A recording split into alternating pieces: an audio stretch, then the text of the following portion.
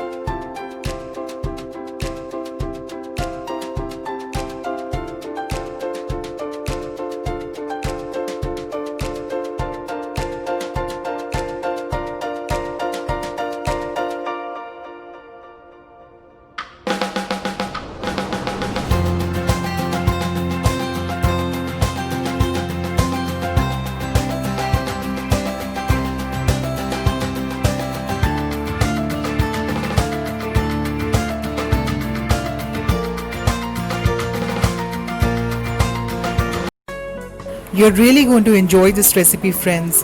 If you're watching my video and liked it and have not subscribed to my channel, it's a humble request to please subscribe to my channel, like it and share it with your family and friends. Thank you and stay tuned.